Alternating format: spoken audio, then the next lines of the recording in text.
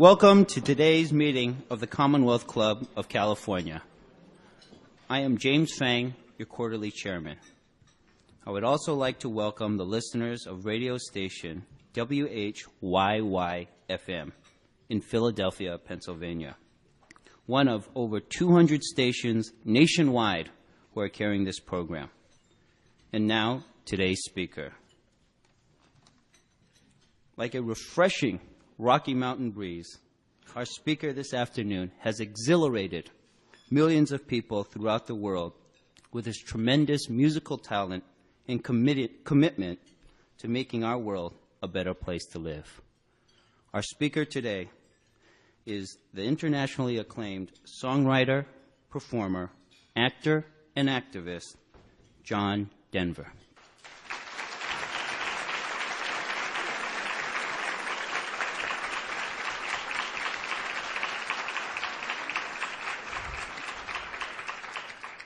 Blending his musical gift and a down-to-earth style, John Denver has carved out a career as one of the music industry's premier artists.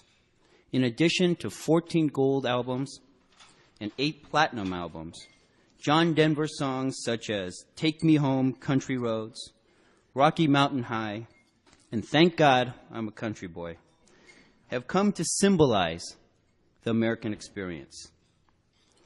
Yet along with his commercial and musical success, John Denver has also accepted the social responsibility that comes with celebrity status. He's involved extensively with environmental concerns and is co-founder of the WinStar Foundation, a nonprofit environmental education and research center. In addition, he has applied his efforts toward ending world hunger by also helping to co-found the Hunger Project and receiving the prestigious Presidential World Without Hunger Award. But our speaker today has not limited himself to land issues. John Denver has taken an active interest in flying and space exploration. He has been awarded a Public Service Medal by NASA for helping increase the awareness of space exploration throughout the world. He is married to Australian actress Cassandra Delaney. Here to talk to us on the topic of space and the environment, in a speech entitled Environmental High, the Commonwealth Club of California warmly and proudly welcomes Mr. John Denver.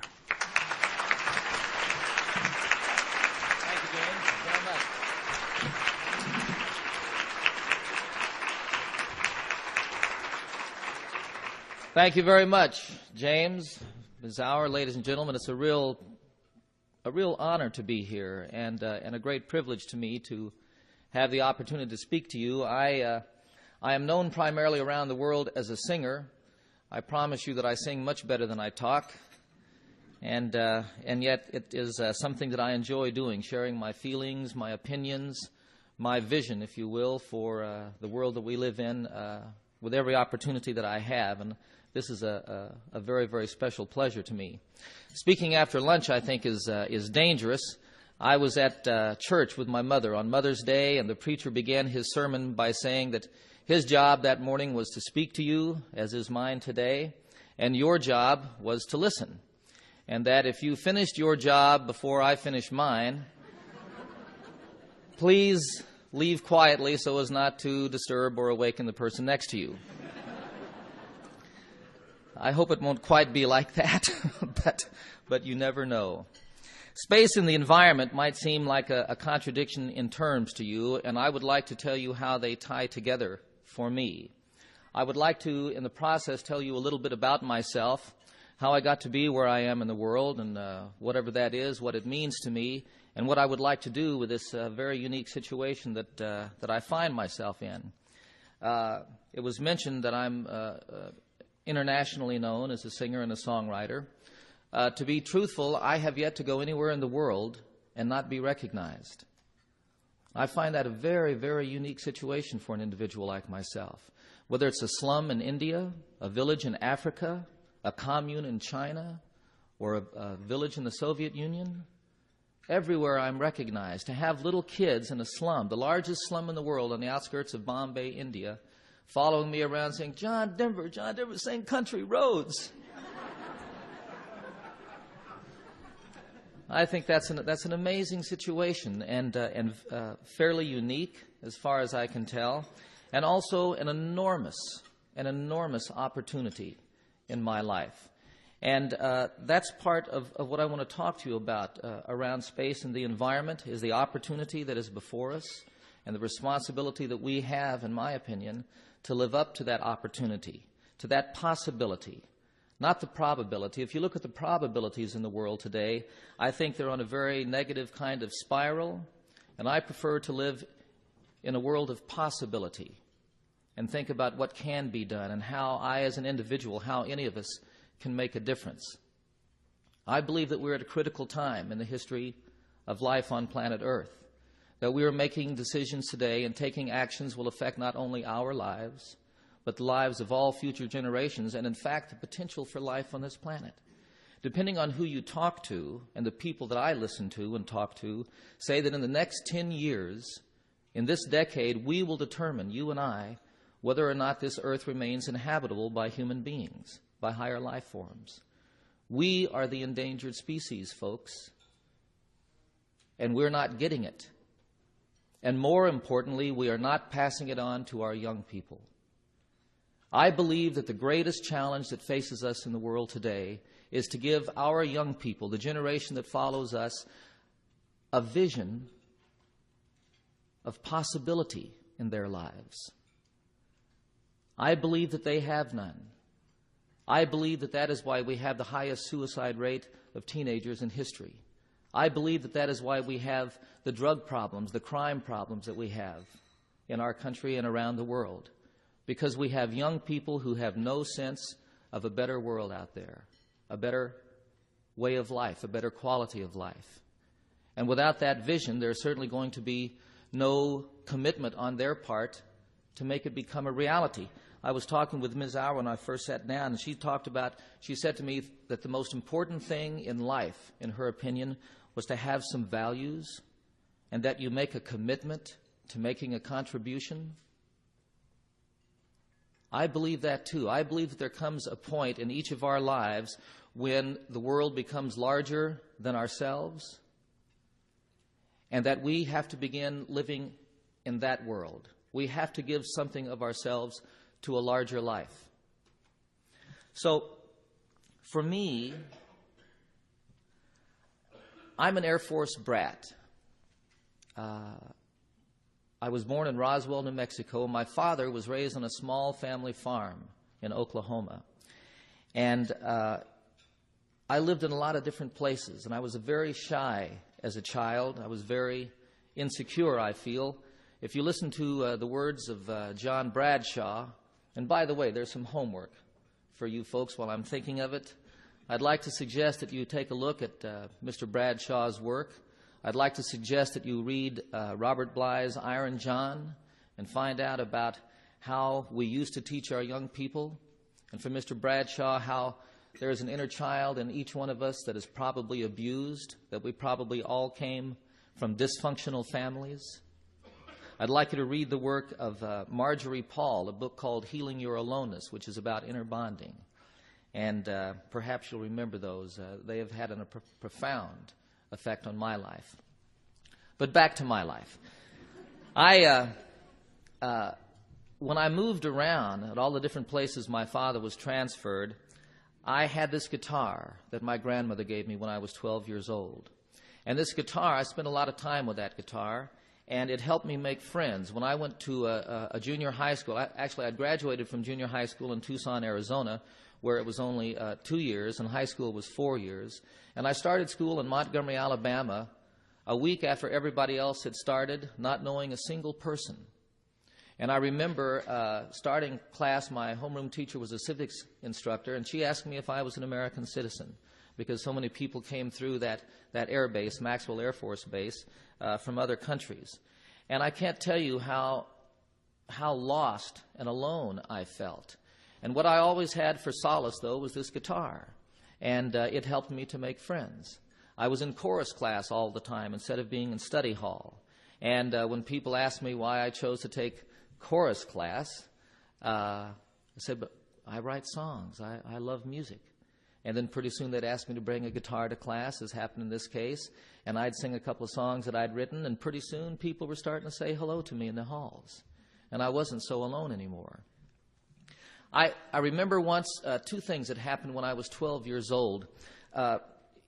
In part, all of these travels and having the guitar, spending a lot of time on my own, I also spent a lot of time out of doors. I am a tree hugger. There was not a tree anywhere that I couldn't climb. And I loved getting out in the desert when we lived in Arizona. I loved getting in the woods. And again, not spending too much time with people, spending time on my own. And so for me, because nature had such a profound effect on my life, and because when I started to find a way to communicate, to articulate the feelings that I had, it was perfectly natural for me that I take so many images from nature. And I think that that's one of the things that has helped make my music so universally popular around the world. There are places where they call me the voice of America. I appreciated what you said, James. And it's something that I have tried to live up to. 12 years old, two things happened. One has to do with space, and one the environment. I was on the small farm that my father was raised on, and I was laying in a field outside after dark, and for the first time, at least to my knowledge, became aware of the stars and wondered what that was out there and what does that have to do with my life? Because obviously, for me, there was some connection. There was something that had to do with the heavens that has to do with me. And I began wondering about that. I also, at that time, was in a tree, one of many times. And I had a dream, a vision, if you will, that someday I was going to have a place in the mountains that people were going to come to from all over the world. That I would have friends somehow all over the world, and they would come to this place, and whether I was there or not, they would meet people who were like themselves. And they would have an opportunity to talk with those people about the things that they cared and believed in. And in doing so, they would find that they had a great deal in common. And they would come away from this place rested and rejuvenated and strengthened. And they would be able to go back to whatever it was they were doing in the world, uplifted with a new sense of commitment to being part of creating a better quality of life, and that they would know they were not alone, which is how I so often felt at that time in my life. And what has happened for me through the years in writing these songs and finding out how to express my deepest feelings is that I've found that there are people all over the world who feel the same way as I do, and that I'm not alone. And the excitement for me in being here today, and the reason that I keep working as hard as I do, both in singing and in speaking when I can about the environment or at a situation like this, is because I hope that somewhere in me and what I have to do and what I have to say will be like a little spark that will light a candle for you, and that it will move you to do something that you had perhaps not imagined you could do, to find a way that you can make a difference and be part of creating a better quality of life for all living things. That dream about a place in the mountains never disappeared. And back in 1974-75, when things were really going great for me, I was traveling around the world. I had a friend named Tom Crum who was my security man. And we talked about all the things that we thought was going on in the world and what we could do about them and what we aspired to. And I realized that this dream that I'd had all my life, it was time to do something about it or quit talking about it. And I was in a position to be able to do something, and that was to create the WinStar Foundation. The purpose of the WinStar Foundation is to be a catalyst for responsible action, for a healthy environment, and a sustainable future. If I am able to live up to my greatest dreams, it will be to be that kind of catalyst. And that is what I hope to do today. As one who found so much in nature, as I continued my growth and evolution, I began to notice that there were a lot of problems. out there in the world. And there was a direction that we were going in some ways that I thought created grave problems for our future. And I wanted to know what to do about that, and how I could make this dream be a part of the solution of those problems. This, too, was a part of getting WinStar founded. At the same time, the stars out there always held me. My father being a pilot, the incredible experience of flying and wanting to fly in space. And I still want to fly in space. Now, you may have heard... Did you hear about the guy in Nebraska who started raising money to give me a one-way ticket into space? You know, the story broke that that NASA had turned me down, and that the Soviets, that I had offered the Soviets $10 million to fly in space. So I want to set you straight about that story. All right? And the reason for that is I want to tell you why I wanted to fly in space, and it has to do with the space and the environment. I believe that we face a lot of problems in the world, folks. We have a national debt that I don't know how we're going to handle. We have cities and states going into bankruptcy. We have hunger. We have some just grave, serious, terrible problems out there.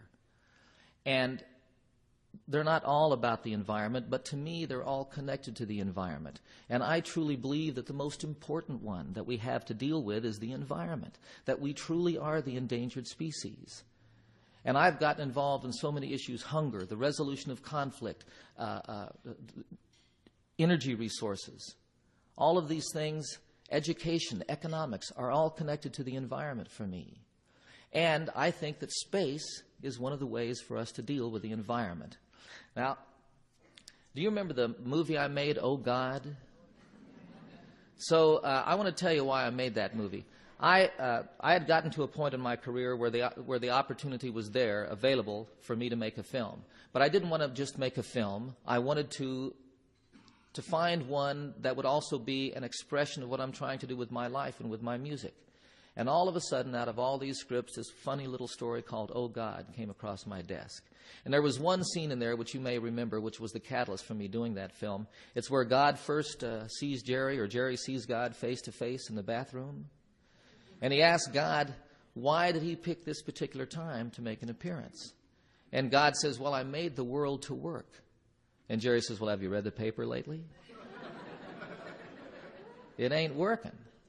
And God says, I know, I can see that. He says, you're filling the rivers with filth, the skies with pollution. He says, you're killing all my fishes. He says, you want a miracle, make a fish. And Jerry says, well, why don't you do something about it? And God says, why don't you do something about it? It's your world. Well, boy, a light went off in my head, because I believe if we're going to deal with the problems that confront us, it's going to be us working together. We cannot depend on divine intervention. And Jerry said, but we need help. And God says, that's why I gave you each other. See, I believe that we're here for each other, not against each other.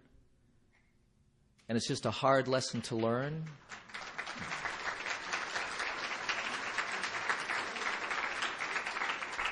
You know, it's taken a long time for us to get to this particular place. I think the world has always been about you or me, which means me first.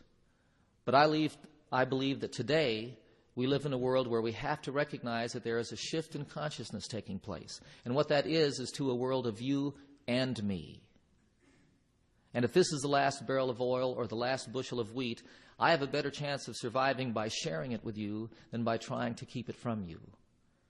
We must begin to think and act like a global community. And we must instill in our young people that possibility and a commitment to making that the realization. So,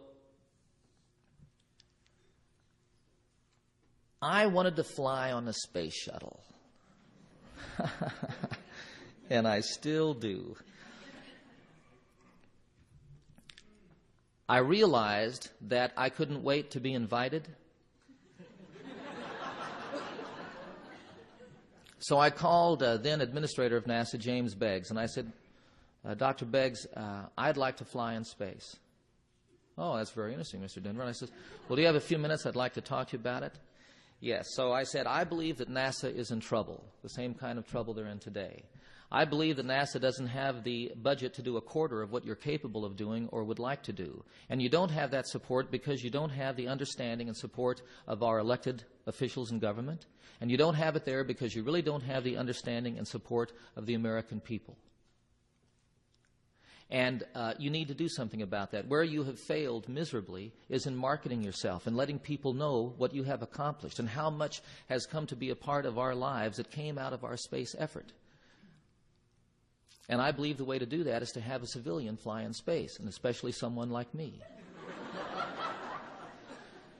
And I gave him a bunch of credentials, this, how I'm known around the world, the records that I've sold, the awards that I've been given. More importantly, the 6 landings I have in the shuttle simulator, being on expeditions with Jacques Cousteau, being an amateur astronomer, and above all, hopefully in my music and sometimes when I'm articulate enough to be a communicator. And I think that that's what NASA needs.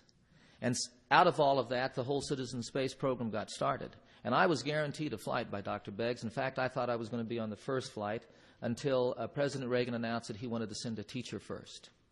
And I remind you of Krista McAuliffe and what she wanted to do in space about education for young people. So out of all of that, you heard that I received NASA's Public Service Award. Everywhere I go in the world, I talk about space and how exciting it is, and that there's a frontier there for us, and all of the gains that we can get. The fact that when people ask, why do we spend so much money putting a man on the moon, that there was a $7 return for every dollar we invested in that effort in 1970s dollars. That this whole age of information that we're involved in right now is a product of our space effort and technology that came from space. I was dismayed to read a couple of days ago of all the organizations and scientists who said we don't want a space station, because I think that that's where our future lies. And this is why, not what you may think. The reason I wanted to fly in space is I wanted to go up there and talk to young people. I wanted to produce a television show called The State of Our Planet. And as I journeyed around in space, I would host this 3-hour-long television show, and we would go down to this region of the world, and there would be a lot of pre-produced elements, and there would be some live things going on everywhere we beamed down to. And that what we would talk about is in this region of the world, this is our history, this is our heritage, this is our culture. These are the problems we face now in the 1990s, and this is our commitment to the next century. And I believe as we went around the world that you would find that everybody, in the incredible diversity of life and heritage and culture, the richness of humanity, that we would find that we all have the same problems and that we all have the same kind of commitment to a better world, a better way of life. And I believe that although the Super Bowl has been broadcast around the world, that we have yet to have an experience of global community, something going on right now that connects us all over the world. And I believe that this would be a magical television show. We would talk about the state of our planet, who we are as human beings. And I think within that, and with the involvement of young people, and letting young people know that they're still, although it's getting very close to a critical point in my perception, that there is still the possibility for us to create the world that we have dreamed of since the beginning of time. A world of peace, of prosperity, a world where all human beings have the opportunity to live a fulfilling life, to make a contribution. I believe that that's still possible, and I believe that each one of us aspires to that. And what I'm looking for is how, at WinStar we say to be a purpose, a catalyst for responsible action. I think one of the major problems is, what does it take to get people to act? We know what the problems are. To a large degree, we know the solution to these problems. But we are so slow to act. We're so slow to take responsibility. A lot of the things that are going on in the world are because we didn't know any better. But we know better now. And we've got to withdraw from greed, from concern about profit margins. We have to do whatever it takes to get the world back in balance. And a big part of that, in my opinion, is finding out how to communicate to these young people, to get them involved, to get them to participate, to get them to have the true sense that there is a world of possibility out there. And it's not going downhill, but the only way that it's going to get back on track is what you do as an individual. You make a difference. You make a difference by what you do. You make a difference by what you don't do. And it's your commitment to making a difference that will create a different world. And I believe we have our work cut out for us, folks, to get to people, to do that. And I still think that this flight in space is one way to do it. I think that it would get an enormous amount of attention. And I think it would be a great way to speak to young people all over the world. And I still volunteer.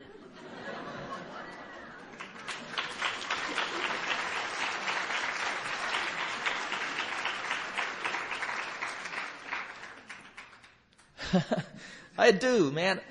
I had given up on this. I actually had a flight scheduled. The Soviets invited me to fly. All right?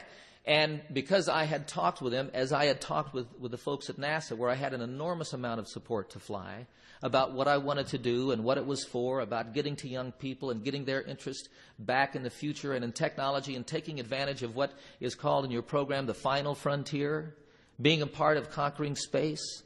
Even if you're going to be a janitor in the space station or an accountant, we're going to need all of those folks up there. And from that perspective, we can see more than ever before and to much greater detail than ever before what is going on here on the planet. At WinStar, one of the things we've created is the Aspen Global Change Institute. Boy, is this clock correct? It goes awfully fast. I was worried about not talking long enough. Does the radio station stay? Because there are a couple of things I want to leave for the radio audience. They'll stay too? Can I talk longer, Gene? The Aspen Global Change Institute is a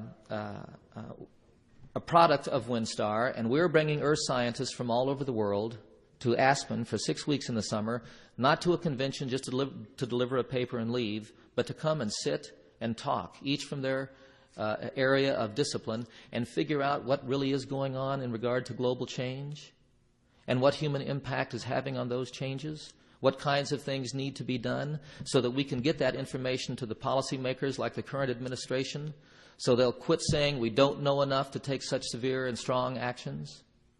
They will know enough, folks, within the next couple of years. And also, unprecedented, we're bringing educators to these 6-week-long conferences in Aspen so that we can create a curriculum to get out there into grade schools and junior and high schools all over this country and eventually around the world to begin creating in young people an ethic, an environmental ethic.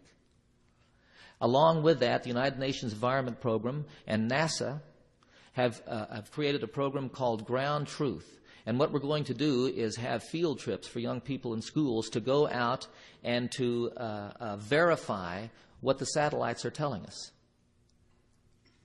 And we think this is a very, very exciting way to get young people involved, to recognize, the excitement of what's going on technologically, what it has to do with us, and what it has to do with them and their future. Very, very exciting stuff to me.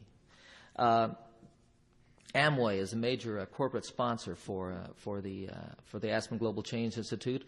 We're looking for more sponsors. I think environmental education is of critical importance in our world. And again, a way to get young people. How much excitement was there yesterday about this eclipse? Did you all see it? Any part of it? I really hated not being in Hawaii or down in Baja. I wanted to see a total eclipse.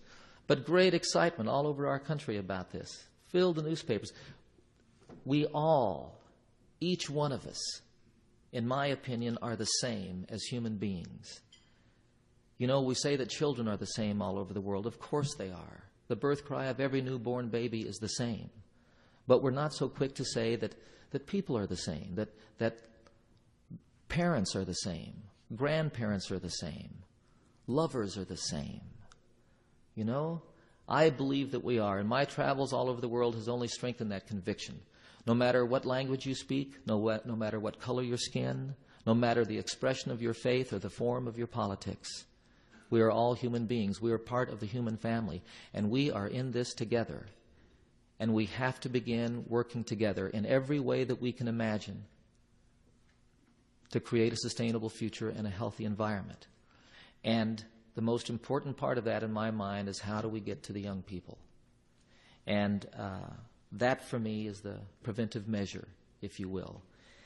I will continue to try to do that with my music, with my life in every way that I can, and somehow I've gotten back on this space kick. Folks, I had a flight scheduled with the Soviets a year and a half ago, and found out that my wife Cassandra was pregnant. And I let go of that flight to be with her during her pregnancy and to deliver our baby rather than be over the Soviet Union in training. And I don't know if it's going to come back for me again, either that opportunity or one here with NASA. I've talked about this a couple of times in the last couple of months to people and started to generate some excitement about it, mostly in my own heart. And so I'm going to see if it's not something that can still happen. I think it would still be of enormous value. Some experience of us as a global community and in a way that really gives children, our young people, a vision for a brighter and better future. There are 10,000 more things I wanted to say. I wanted to leave you with a couple of poems, if I may, before I answer some questions. The first poem is a poem about preventive measures, and it's one that I found in my chiropractor's office. Perfect, huh? This is the story of the ambulance down in the valley. 'Twas a dangerous cliff, as they freely confessed, though to walk near its edge was quite pleasant, till over the side slipped a duke and a prince, and it had fooled many a peasant. The people all said something had to be done, though their projects did not at all tally. Some said put a fence round the edge of the cliff, others an ambulance down in the valley. The lament of the crowd was profound and so loud as their hearts overflowed with great pity, but the ambulance carried the cry of the day as it spread to the neighboring cities. A collection was made to accumulate aid, and dwellers in highway and alley gave dollars and cents not to furnish a fence, but an ambulance down in the valley. For the cliff is all right if you're careful, they said, and if folks ever trip and are falling, it's not the slipping and sliding that hurts so much as the shock when they're stopping. And so on for years as these mishaps occurred, quick forth would the rescuer sally to pick up the victims who fell from the cliff with the ambulance down in the valley. Said one in his plea, "It's a marvel to me that you'd give so much greater attention to repairing results than to curing the cause. Why, you'd much better aim at prevention. The mischief, of course, should be stopped at its source. Come, friends and good neighbors, let's rally. It makes far better sense to rely on a fence than an ambulance down in the valley." "He's wrong in his head," the majority said. "He would end all our earnest endeavors. He's the kind of a jerk that would halt our good work, but we will support it forever. Don't we pick up them all just as quick as they fall? And treat them with care quite liberally? A superfluous fence is of no consequence if the ambulance works in the valley." Well, the story is queer as I've given it here, though things oft occur which are stranger. More humane, we assert, to repair all the hurt than the plan of removing the danger. Before it all ends, it's time to begin to attend to these things rationally. Yes, build up the fence and let us dispense with the ambulance down in the valley.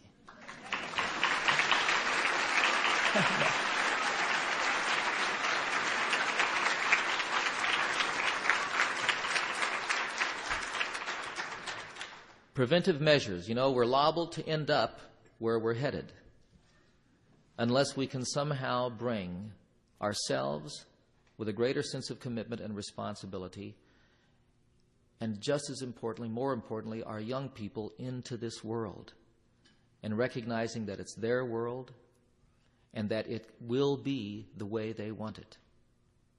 And it can be a world far beyond anything that we've ever imagined. A friend of mine, Edgar Kaiser Jr., as a matter of fact, who heard I was going to speak here, and I told him what I wanted to talk about, gave me this poem.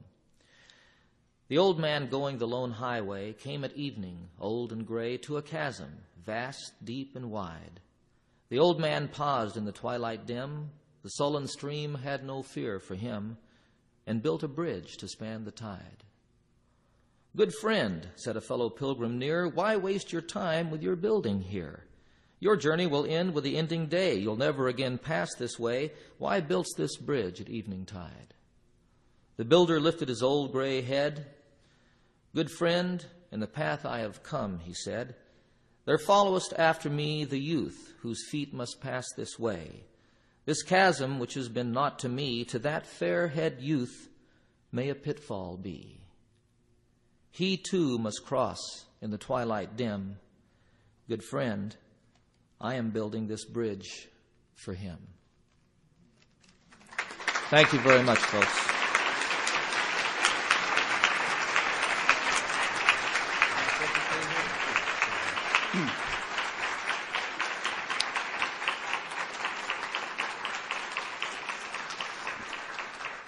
Thank you, John Denver, for your passionate remarks. And now, Gene Auer, President of the Commonwealth Club of California, will conduct the question and answer portion of our program. Thank you, James Fang, Quarterly Chairman. Mr. Denver, we do have a number of questions for you, and I'll just add a comment. I'm glad you have a chiropractor. The first question is, where is your guitar? Well, you know, I had thought about doing a song here. As I said, I sing much better than I speak, and I was concerned about the time, and then I got real nervous when you said, "I hope you have 30 minutes at least," and then all of a sudden it was 5 till. So it's down at the Circle Star Theater. I'm performing there last night and tonight, and then off to Saskatchewan, James, tomorrow. And I'm sorry I didn't bring it. I'd love to have sung for you. You can always go see him this evening at the Circle Star Theater. Do you plan to release any more records soon? I have a new album we just recorded this spring that is coming out in September. It's called Different Directions, and there are some wonderful things on it. One of the things is a bluegrass symphony, which is another contradiction in terms, like space and the environment. A bluegrass symphony that I've been working on for years, and it's a 9-minute piece of music. It's called Foxfire Suite, and there are 3 movements and then a reprise of the first. And I'm not supposed to say this, but Itzhak Perlman is playing fiddle on it. Can you mention a few other performers who are making a significant social impact as well? Well, I think more and more people are, once again, coming out and taking a stand on certain issues. Folks that I admire, the people from Cheers, Ted Danson and what he's doing. Whoopi Goldberg has been a very, very strong activist in many things. Billy Crystal, Robin Williams, the work they're doing for homeless people in our country. Quite often it seems like, as it seemed to me, the We Are the World effort was a bunch of people getting on a bandwagon because there was an issue that had a lot of attention right then, and then they're gone. And I have I have a great appreciation for those who do whatever they can to bring some of these things to the public attention, and that's certainly enough, to do that with your celebrity. But I have so much regard and respect for those people who are into it for the long haul and who aren't just jumping on bandwagons. There are a number of questions about WinStar. Who are the key people involved with WinStar Foundation? Can you expand about your activities and any other thing that you would like to add? Thank you. The chairman of our board, I'm the president of WinStar. The chairman is Jay Hare, who's president of the National Wildlife Federation. We have created a partnership with those folks. We are doing the Aspen Global Change Institute, I think, is the major and most exciting thing. There's ongoing programs at WinStar. There are WinStar connection groups in, I believe, 18 or 19 cities around the United States now. There are several in Canada. There's one in Tokyo, Japan. There are a couple in Australia. And they're trying to start up in Europe and in the Soviet Union. And these are people, a grassroots movement, if you will, people in their communities who are looking for ways that they can make a difference and have been inspired by WinStar and what we have to say and what we're doing to take it home with them. And they're doing some great things. We have our annual Choices for the Future Symposium is the end of August this year. It's in Aspen, Colorado, where we talk about choices for a healthy environment. As I mentioned earlier, this thing about making conscious choices. If you can make a conscious choice. And more now, you can't pick up a magazine without there being environmental articles. We're now starting to see on products what products are environmentally safe. And so you have the chance to make those choices. You make choices every single day. Make choices for a healthy environment. Make choices for a sustainable future. Make choices for life. If you could have a private conversation with President Bush, what would you say to him about his environmental policies? Well, I happen to like President Bush a great deal, and I believe that he's sincere in what he says. I believe that he is being misguided in several places, and most pointedly, I would put a finger out at Mr. Sununu, to whom the environment is a bad word, to who, as far as I can tell, doesn't give a damn about the environment. And I find our president then in a very difficult position, of contradiction there with his closest advisor.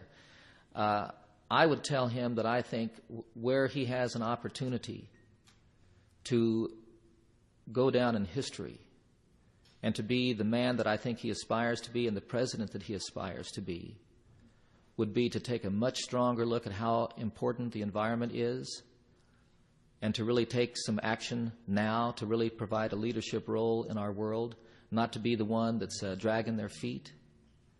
And then I'd have a whole bunch of other people talk to him who'd have more to say than I do.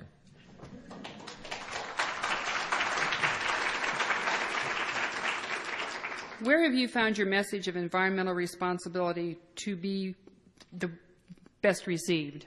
Where are the questions put? Truly with young people.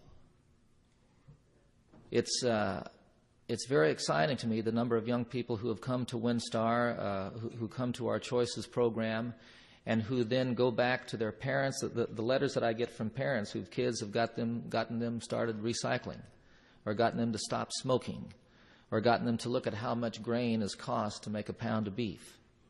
And it's really what makes me think or know, I guess, that thing that we all know in our hearts, that the children are the future, and we have to put them in touch with what's going on, both the things that we know and the things that we don't know, our fears and our uncertainties just as well, and allow them to see our humanness, if you will, and in that to recognize their own potential. As teachers, we try to do an adequate job of teaching environmental protection in our schools. My question is, how can school-age children get your message? Have you authored environmental tapes or videos? Yes, we have tons of them, and if you'll see me afterwards, I'll try to get you in touch with WinStar and all that we have available, and all of the things that other folks are doing. One of the things that we try to do at WinStar is, everybody is not about the whole environment. Some people like the ocean, and I put them in touch with Jacques Cousteau, and some people like the wilderness and wildlife, and I put them in touch with the National Wildlife Federation. Some people like dolphins, and there's somebody else, and there's somebody else about the rivers. So whatever your inclination, one of the problems that I think we have, and one of the things that young people get, is the enormity of it all, and it's like it's so big that how can we possibly do anything, and so why even try? And what I always tell the young people, you don't have to do everything,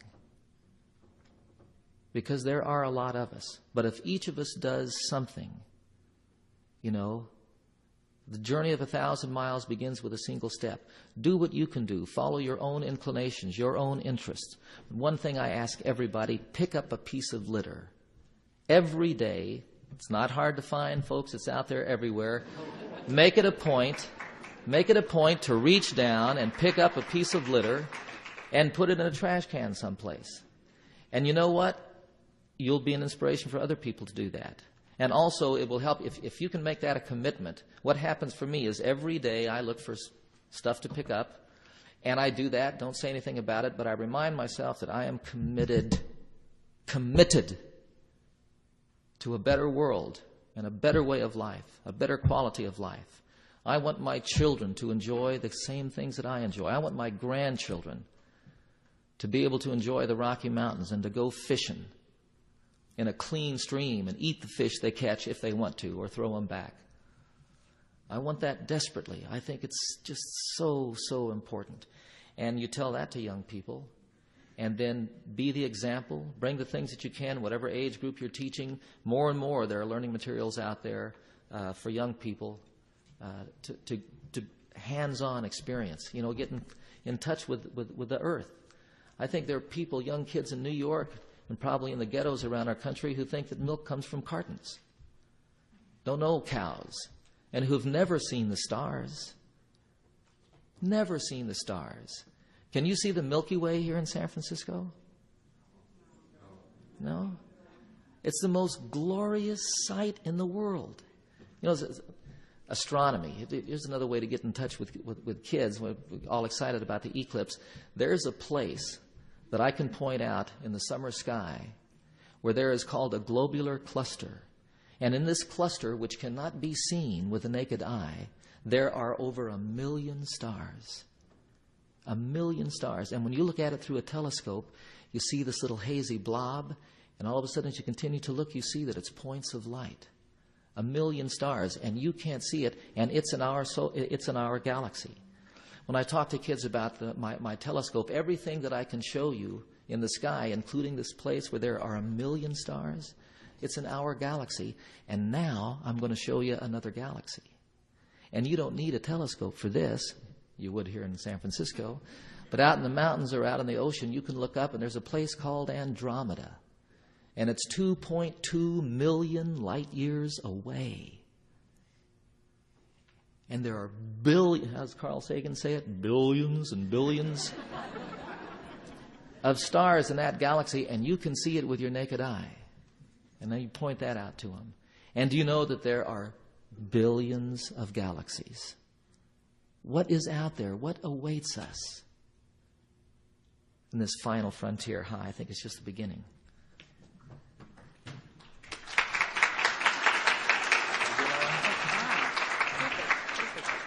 A little housekeeping here. There's one question about how one might get a copy of your poem. Another teacher asking for a copy of the poem. So if you have that information, you might share it with people. And then how people might, whom they might contact to work with your foundation, if you could share those. Well, the poem, you can write my office in Aspen, Box 1587, Aspen, Colorado. If you get it to Aspen, if you get it to Colorado, it'll get to me. I get mail from around the world, John Denver, Rocky Mountains, USA, and it gets to me. So, but it's Box 1587 to make it a little bit easier on the post office, and I'd be very happy to send you a copy of the poem. And for WinStar, doggone it, I can't think of the box number to save my life right now, but if you write to me, I'll put you in touch with WinStar and get you whatever information you'd like. We'd love you to be a member of the WinStar Foundation. I've read that one of your mottos is conservation begins in our own backyards. To that end, are fines the best means of inducing Americans to take recycling more seriously? Well, I don't know. I'd like to see whatever it takes to get people, to take greater responsibility. I find that one of the things that's happening more and more everywhere is people are recycling. And I think the community makes that possible. I know I was very proud of Aspen a couple years ago. At all the restaurants on the mountain, on all 4 mountains in Aspen, there's one garbage can for paper and stuff, and one for glass, and one for tin cans. And so we're starting to do that at a much greater level, and it can be done everywhere. I love the fact that here in California you have a $1,000 fine for littering. I love that. We'll stop throwing garbage around. I think one of the signs of a people and where they stand is what kind of room they live in, which is a terrible thing for me to say in the mess that's in my office. But we're surrounding ourselves with garbage. It's everywhere we go. I was on Michigan Avenue in Chicago a little over a year ago, and as many people as there were there, if each one of them at one moment, like if we could have a bell ring every once in a while and everybody reach down and pick up a piece of litter, it would be sparkling out there. But unfortunately, that's not happening yet. What do you see in the future as far as alternative energy sources to replace our dependence on oil is concerned? And 2, what is your opinion of the possibility of oil development in the Alaska Wildlife Refuge? Well, I don't feel very well about that. You know, I was one of the ones who argued very strongly and loudly against the Alaska pipeline, concerned about problems, concerned about impact on the environment, and more importantly, stressing the value of this wilderness for us. I was reading the paper yesterday or the day before how there's a lot of new insight coming forward, really at the expense of the jobs of a lot of loggers, but there is actually more income from the recreational use and the recreational value of wilderness and forest than we're getting from the lumber in it right now. And we have to wake up to that. The Alaska pipeline, you know, I was incensed and still am that the Exxon Valdez ran aground on Bly Reef. It should never have happened. And the damage is still there, regardless of what they say and regardless of what Exxon tells you. You know, they're the biggest bunch of liars that I know in the world today, is the oil people. And I'll tell you one of the things that made me angriest, what was put in place after this accident. A check for alcohol for the crew within an hour of their departure, a speed limit out of the channel. Do you know that when one of these however many tons yachts loses its engine, oil tankers, it takes them 25 miles to stop? 25 miles. So we gave them a speed limit. Don't we? We have speed limits in the air. How come it took the spillage of all of that oil to get them to give a speed limit? And the third thing is they have a tanker escort to take them all the way out of Prince William Sound now. A tanker that is capable, if a ship loses its power, pull them out of the traffic lanes, to contain a small oil spill very immediately should it happen. And you know what the total cost of this is? 7 cents a barrel. 7 cents of the cost of a barrel of Alaskan oil. And it took the Exxon Valdez for us to get that to happen. And they're not going to pay it anyway. We're the ones who are paying it. Do you know that in 1988 dollars, Exxon made $5.2 billion in profit, which is $10,000 a minute for a year. That's the profit they're making. And we have asked them time and time again. Jay here goes to the Exxon board meeting to ask them to take certain environmental precautions, like double-hulled tankers, and they refuse every single one. Mr. Rawl, the chairman of Exxon, made $9 million that year in salary and perks. I don't like him very much. You know, and we let him get away with it. You and I. I hope, you know, we've got to start taking responsibility for that too.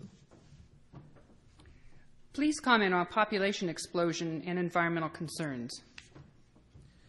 Well, as population is obviously a factor, and my involvement in the world hunger issue has to do with population also. Several things that we've learned. One, in regard to the issue of hunger, we actually produce on this planet enough to feed twice its population. There are not too many people. Africa has the potential to feed not only itself, but all of Europe. Zimbabwe, a couple of years ago, was a grain importer. In the last couple of years, they have produced not only enough to feed themselves, but to export over 1,000 tons of grain and to put 1,000 tons of grain in storage. India, which we thought was going to be the breadbasket of the world back in the 1970s, is now feeding itself. They haven't gone. China has created the most sustainable population base and production food base in the world today. They produce what they consume. However, they have an enormous problem environmentally with the pollution in that country, and we've got to get with them, not shut them out, not be away from them, but get with them to start dealing with these environmental problems. We have to get with Europe. How come we can't support what's going on in Eastern Europe to a much better degree? How come we can't support Mr. Gorbachev and what he's trying to accomplish in that country in a much stronger way? You know, they have more oil than anybody in the world, Why don't we buy oil from them? How come we can't? Well, actually, it's starting to happen now. But 2 years ago, when I wanted to fly in space with the Soviets, it was against the law for us to even talk about an American astronaut going with the Soviets. They were concerned about the transfer of technology, sharing technology. So population, I get off wandering, I guess. Again, to a large degree, it's education. You know, so much of what's going on, the depletion of the rainforest in South America, is because of people who are trying to go out there and farm land or raise cattle. And mostly it's raise cattle, not farm. And so they're chopping down the forest. And we have to educate ourselves and find a way to balance all of these things. You know, I wonder what a global community really looks like and how you make use of it, where there are the people who have the management skills, what they do, where the workforce is, and where you take advantage of that, like so many things that are made in Hong Kong or Taiwan. You know, what a wonderful opportunity to really make that start to work.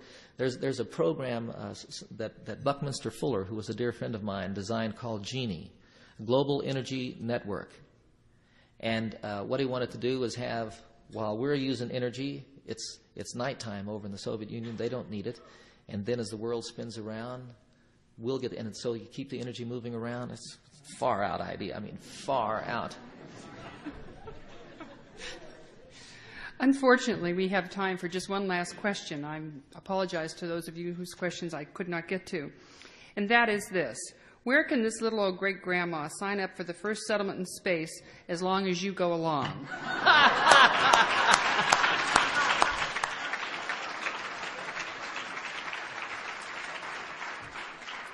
Is that you?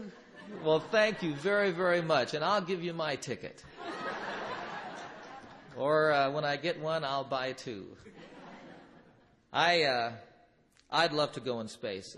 My father was a pilot. I love to fly. I would give anything to be able to look back at this beautiful blue jewel that hangs in the blackness of space. It is our spaceship.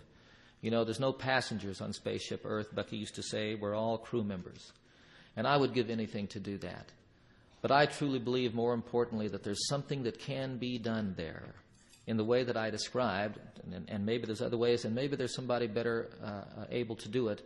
But there is a way through the peaceful exploration of space to really catalyze young people into making a commitment to make a contribution to a better life.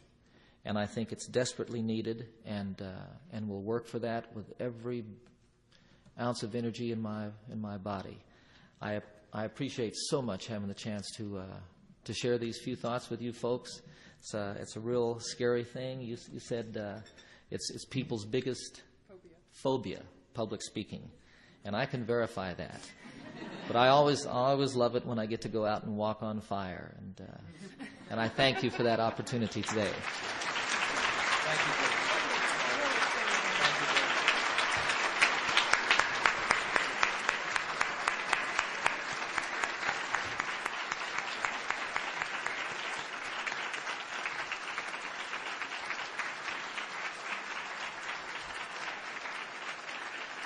Our thanks to singer-songwriter John Denver for speaking to us today.